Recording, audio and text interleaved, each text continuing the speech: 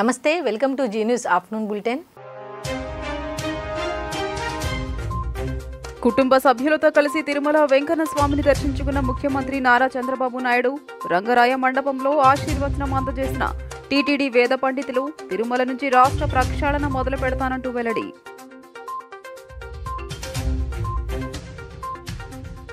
కొత్త మంత్రులతో భేటీ అయిన సీఎం చంద్రబాబు నాయుడు ప్రతి ఫైల్ను క్షుణ్ణంగా పరిశీలించిన తర్వాతే సంతకాలు చేయాలని సూచన.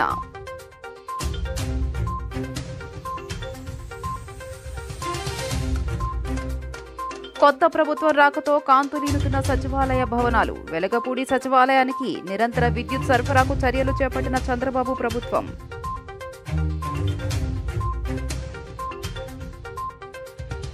కువైట్ అగ్ని ప్రమాద ఘటనపై ప్రధాని మోదీ ఉన్నత స్థాయి సమావేశం. సహాయక చర్యలను పర్యవేక్షించేందుకు తక్షణమే కువైట్ వెళ్లాలని కేంద్ర విదేశాంగ శాఖకు ఆదేశాలు. సీఎం నారా చంద్రబాబు నాయుడు కుటుంబం సమేతంగా తిరుమల శ్రీవారిని దర్శించుకున్నారు. దర్శనం అనంతరం వేద పండితులు రంగనాయకుల మండపంలో సీఎం కుటుంబ సభ్యులను ఆశీర్వదించి తీర్థ ప్రసాదాలు అందజేశారు. అఖిలాండం వద్ద కొబ్బరికాయలు కొట్టి చంద్రబాబు నాయుడు మొక్కులు చెల్లించుకున్నారు. సీఎం నారా చంద్రబాబు నాయుడు కుటుంబ సమేతంగా తిరుమల శ్రీవారిని దర్శించుకున్నారు. అంతకుముందు ఆయనకు టీటీడీ జేఈఓ గౌతమి ఆలయ అధికారులు స్వాగతం పలికి దర్శన ఏర్పాట్లు చేశారు. దర్శనానంతరం వేద పండితులు రంగనాయకుల మండపంలో సీఎం కుటుంబ సభ్యులను ఆశీర్వదించి తీర్థ ప్రసాదాలు అందజేశారు. అఖిలాండం వద్ద కొబ్బరికాయలు కొట్టి చంద్రబాబు మొక్కులు చెల్లించుకున్నారు. తిరుమల పెద్ద జీఆర్ మఠానికి వెళ్లి చంద్రబాబు ఆశీర్వచనం తీసుకున్నారు. చంద్రబాబు వెంట ఆయన సతీమణి భువనేశ్వరి, కుమారుడు లోకేష్, కోడలు బ్రాహ్మణి, మనవడు దేవాంశున్నారు. సీఎంను చూసేందుకు వైకుంఠం క్యూ కాంప్లెక్స్ వద్దకు టీడీపీ కార్యకర్తలు, నాయకులు భారీగా తరలివచ్చారు. కువైట్ అగ్ని ప్రమాద ఘటనపై ప్రధాని నరేంద్ర మోదీ ఉన్నత స్థాయి సమావేశం నిర్వహించారు. సహాయక చర్యలను పర్యవేక్షించేందుకు తక్షణమే కువైట్ వెళ్లాలని కేంద్ర విదేశాంగ శాఖ సహాయ మంత్రి కీర్తివర్ధన్ సింగ్ను ఆదేశించారు.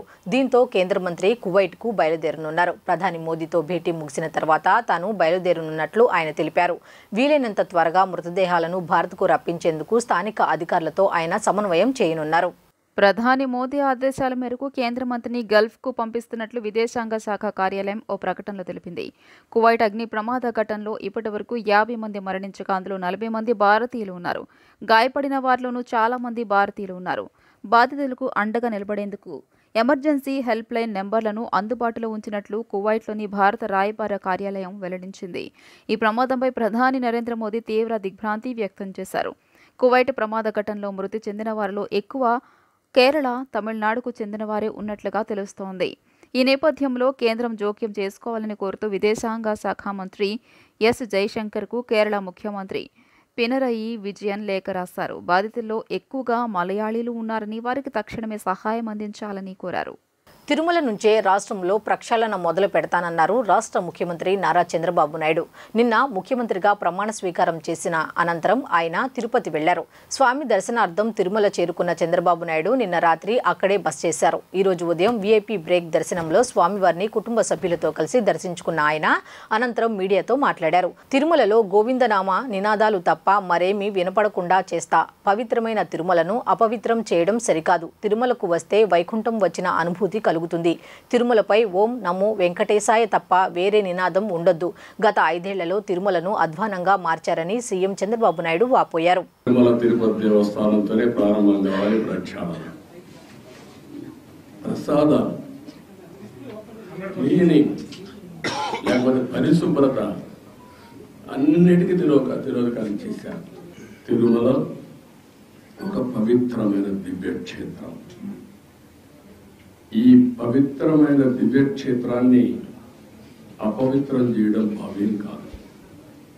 తెల్లవారుజామున 3 గంటలకు సుప్రభాత దర్శనానికి వస్తే వైకుంఠం అంటే మనకు తెలియదు. పుస్తకాలను చదువుతాం, వైకుంఠానికి పోవాలని కోరుకుంటాం చనిపోయిన తర్వాత. ఆ సమయంలో ఇక్కడికి వచ్చి వెంకటేశ్వర స్వామి దర్శనం చేసుకుంటే వైకుంఠంలో ఉన్న అనుభూతి మీకు కలుగుతుంది. నేను ఎన్నో స్థానాలు ఫీల్ అయ్యా, ఇప్పుడు కూడా ఫీల్ అవుతున్నా. అందుకే నేను ఇక్కడికి వచ్చినప్పుడు అన్ని విషయాలు మర్చిపోయి ఒక పవిత్రమైన భావంతో పోవాలి. ఒకే స్లోగన్ ఉండాలి. ఏడుకొండలవాడ వెంకటరమణ గోవింద గోవింద తప్ప ఓం నమో వెంకటేశాయ తప్ప వేరే స్లోగనే ఉండకూడదు, వేరే వ్యక్తి జ్ఞాపకం రాకూడదు. ఆ పేరుతోనే మొత్తం ప్రక్షాళన చేస్తాం. మళ్ళీ భారతదేశం కాకుండా ప్రపంచం మొత్తం అభినందించే విధంగా ఈ టీజీని తీర్చిదిద్దామని చెప్పి శాఖల్లో దస్త్రాలు ఎలా నిర్వహించాలి, ఏం చేయాలి, ఏం చేయకూడదు అనే అంశాలపై మంత్రులకు శిక్షణ ఇప్పిస్తామని ముఖ్యమంత్రి చంద్రబాబు నాయుడు అమాత్యులతో అన్నారు. శాఖల వారి శ్వేతపత్రాలు రూపొందించి ప్రజల ముందుంచుదామని ఆయన అన్నారు. మరోవైపు ఏ మంత్రికి ఏ శాఖ అనే దానిపై కసరత్తు పూర్తి చేసి నేడు వారికి బాధ్యతలు కేటాయించనున్నారు. రోజువారీ కార్యకలాపాల్లో మంత్రులకు సహకరించేందుకు ఎంబీఏ అర్హత కలిగిన వారిని నియమిస్తామని ముఖ్యమంత్రి చంద్రబాబు అమాత్యులతో అన్నారు. ప్రమాణ స్వీకారం అనంతరం ఉండవల్లి నివాసంలో తనను కలిసిన మంత్రులతో ఆయన గంటకు పైగా మాట్లాడారు.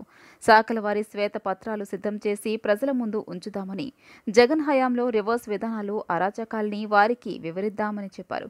గత ప్రభుత్వంలోని మంత్రుల వద్ద పనిచేసిన పీఏలను నియమించుకోవద్దని సూచించారు. ముఖ్యంగా ఓఎస్డీలు, పీఏ, పీఎస్ల విషయంలో అప్రమత్తంగా ఉండాలని చంద్రబాబు సూచించారు. జగన్ ప్రభుత్వంలో మంత్రుల వద్ద పనిచేసిన సిబ్బందిని దరి చేరనివ్వద్దని స్పష్టం చేశారు. తమ పనితీరు ద్వారా మంత్రిత్వ శాఖలకు వన్నె తేవాల్సిన బాధ్యత మంత్రులదేనని చంద్రబాబు స్పష్టం చేశారు. ప్రజలకు సేవ చేయడానికి ఇదో అపూర్వ అవకాశమని, మరింత కష్టపడి పనిచేసి మంచి పేరు తెచ్చుకోవాలని దిశానిర్దేశం చేశారు. ప్రతి ఫైలును క్షుణ్ణంగా పరిశీలించాకే సంతకం పెట్టాలని సూచించారు. మాజీ సీఎం జగన్ పర్యటనలో పరదాలు కట్టడం అలవాటైన అధికారులు తాజాగా సీఎం చంద్రబాబు పర్యటనలోనూ తిరుమలలో అతిథి గృహం వద్ద పరదాలు కట్టారు. వాటిని చూసి లోకేష్ అధికారులను ప్రశ్నించారు. ఏం ఇంకా పోలీసులు పరదాలు కట్టారు? అలవాటైపోయింది వాళ్ళకి, కట్టొద్దంటే కడుతున్నారు. ముందు ఈ అలవాటు మార్చాలి, అంతా సెట్ కావాలి. ఫ్లైఓవర్పై మొదటిసారి పోలీసులను చూశాను అంటూ నవ్వారు.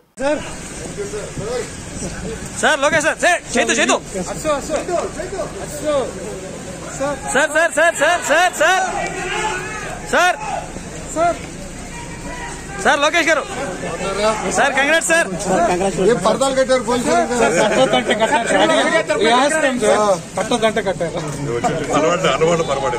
అలవాటు చచ్చిపోతున్న డిపార్ట్మెంట్ అని చెప్పి పరదాలు కట్టారు. చెప్పాం బాబుగారు కట్టొద్దన్నారు, కట్టదని చెప్తున్నారు. మీరందరూ తడిసిపోయారు.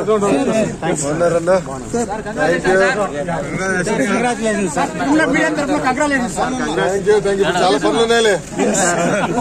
ఇప్పుడు కుర్చీ ఎక్కడ ఉంది, టేబుల్ ఎక్కడ ఉంది, ఎత్తుక్కునేదానికి సరిపోతుంది. థ్యాంక్ యూ అన్న. స్టేట్ లో మడత పెట్టారు ఇక్కడ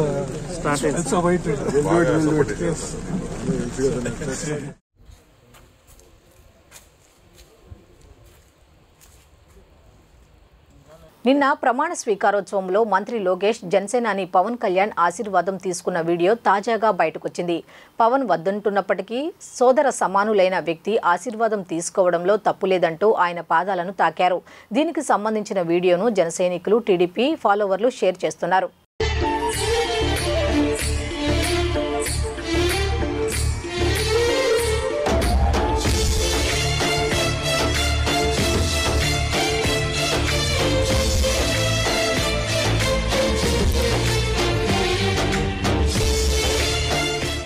రాష్ట్రంలో కొత్త ప్రభుత్వం ఏర్పాటు వేళ వెలగపూడి సచివాలయం కాంతులిన్నుతోంది.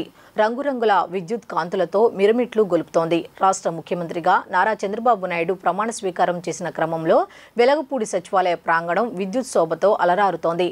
భవనాలకు ఏర్పాటు చేసిన రంగురంగుల విద్యుత్ దీప కాంతులతో మరింత శోభాయమానంగా వెలగపూడి సచివాలయాన్ని తీర్చిదిద్దారు.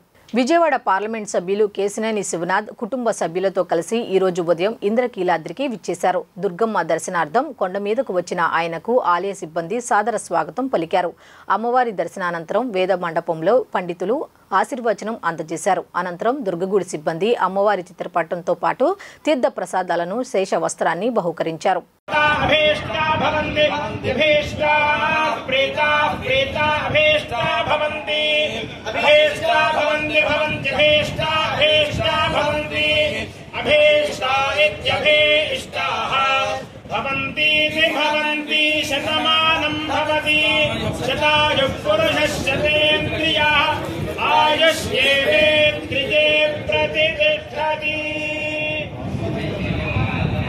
महाकाल काली महालक्ष्मी महासरस्वती स्वरूप कनकदुर्गा महापरदेवता अनुग्रह प्रसाद फल सिद्धिरस्तु समस्त सन्मंगलानि भवन्तु।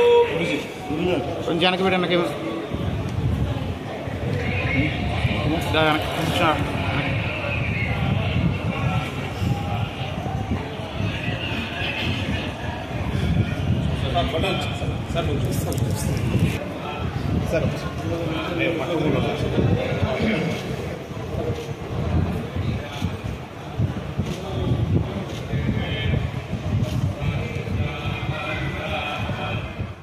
వైసీపీ నేత విజయసాయిరెడ్డిపై టీడీపీ మాజీ ఎమ్మెల్సీలు బుద్దా వెంకన్న ఫైర్ అయ్యారు.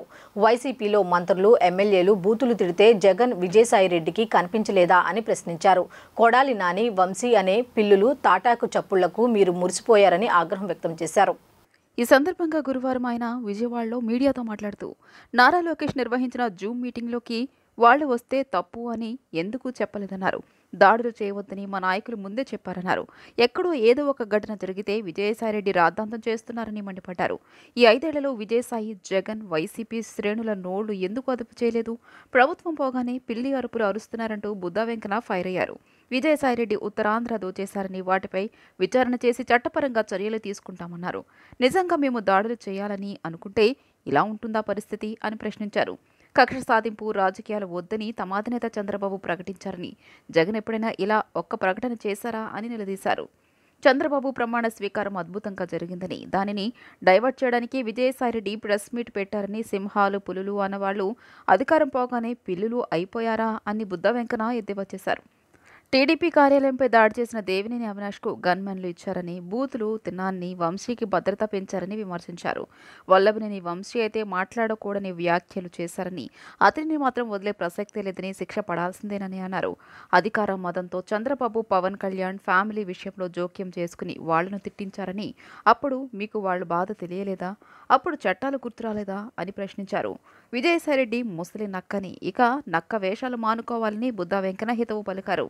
ఈ 5 ఏళ్లు తాము ధైర్యంగా పోరాడి నిలబడ్డామని, అసెంబ్లీలో చంద్రబాబు సవాల్ చేసి మళ్లీ ముఖ్యమంత్రి అయ్యాక సభలో అడుగు పెడుతున్నారని ఈ సందర్భంగా గుర్తు చేశారు. వైసీపీ అవినీతి అక్రమాలపై విచారణ చేసి చర్యలు తీసుకుంటామని హెచ్చరించారు. అప్పుడు చంద్రబాబుకు ప్రతిపక్ష పాత్ర అయినా వచ్చింది, జగన్కు అది కూడా లేదని ఎద్దేవా చేశారు. రాజ్యాంగం మీద ఏదో ఇక్కడ రాష్ట్రంలో అరాచకం జరుగుతుంది, దాన్ని ఆపాలి అని ప్రధానమంత్రి గారికి, హోంమంత్రి గారికి లేఖలు పంపించడం చాలా విడ్డూరంగా ఉంది. అసలు ఈ ముసలినక్క విజయసాయిరెడ్డి తెలుగుదేశం ప్రభుత్వం 2014 నుంచి కూడా ఇష్టం వచ్చినట్టు కారు కూతలకు వస్తుంటే, మా ప్రభుత్వం ఉండి కూడా ఈ ముసలినక్కని మేమేమీ చేయకుండా వదిలేయడమే తప్పైపోయింది. కాబట్టి 2019 నుంచి 2024 వరకు తెలుగుదేశం పార్టీ శ్రేణుల మీద అనేక దాడులు నిర్వహించడమే కాకుండా నోటికి ఇష్టానుసారం బూతులు మాట్లాడడం, సోషల్ మీడియాలో పెట్టడం, ఇవన్నీ ఈ ముసలి నక్కను, ఈ ముసలి నక్కన పక్కన ఉన్న వాళ్ళకి కనబడలేదా, వినబడలేదా అని అడుగుతున్నాం. అరాచకాలు చూస్తే ఒకటి కాదు, జూన్ 4 ఎన్నికల ఫలితాలు ముందు వచ్చే వరకు కూడా పిల్లులు పులి తోలు కప్పుకొని ప్రవర్తించినట్టు జగన్మోహన్ రెడ్డి కానీ, లేదా విజయసాయిరెడ్డి కానీ, అలాగే ఇక్కడ కొడాలి నాని, వంశీ, అవినాష్, దారంపూడి చంద్రశేఖర్ రెడ్డి, అంబటి రాంబాబు, పిన్నెల్లి రామకృష్ణారెడ్డి, ఇంకా చాలామంది వీళ్ళందరూ పిల్లులు పులుల్లాగా యాక్ట్ చేశారు ప్రభుత్వాన్ని అడ్డం పెట్టుకొని. ఎన్నికల ఫలితాల తర్వాత ఎక్కడా కూడా రాష్ట్రంలో మీరు ఒక్కసారి చూడండి, ప్రజలకు విన్నవించడానికి ఈ ప్రెస్ మీట్ పెట్టింది ఇవాళ.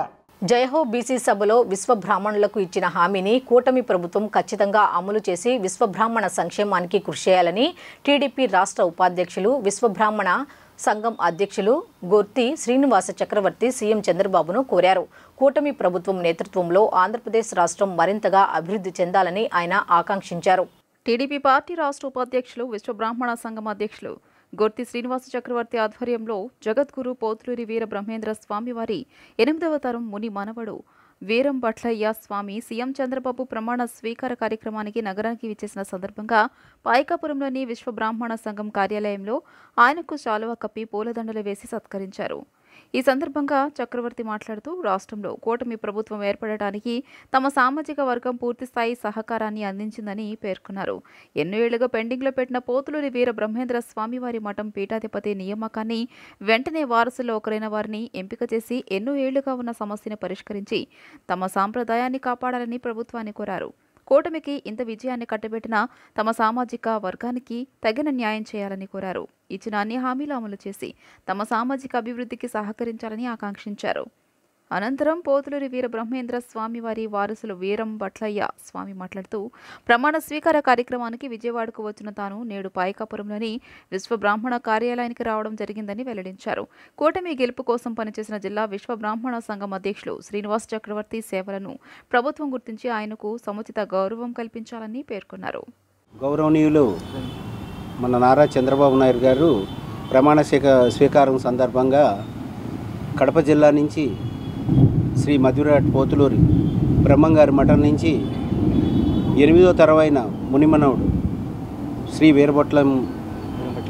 వీరంభట్లయ్య గారు స్వామివారు వేచి ఉన్నారు. వారిని ఈరోజు మన ప్రమాణ స్వీకారానికి అటెండ్ అయ్యి వెళ్తున్న సందర్భంగా వస్తా మా ఆఫీస్కి రావడం జరిగింది. ఈ సందర్భంగా విలేకరుల సమావేశం ఏర్పాటు చేసి వారిని సత్కరించుకుందామని రమ్మంటే వారు రావడం జరిగింది. చాలా సంతోషదాయకమైన విషయం. ఈరోజు 2-3 మాటలు మాట్లాడేసి స్వామివారిని సన్మానించుకుందాం అనుకుంటున్నాం. నేను ఎన్టీఆర్ జిల్లా తెలుగుదేశం ఉపాధ్యక్షుడిని, అలాగే ఎన్టీఆర్ జిల్లా విశ్వబ్రాహ్మణ సంఘం అధ్యక్షుడిని. అయితే మొన్న జరిగిన ఎలక్షన్లో తెలుగుదేశం పార్టీకి ఎన్టీఆర్ జిల్లాలో చక్కగా కార్యకర్తలతో మా కులం వారిని ప్రతి ఇంటికి తిప్పి చాలా తెలుగుదేశం పార్టీ కృషి చేయడం జరిగింది.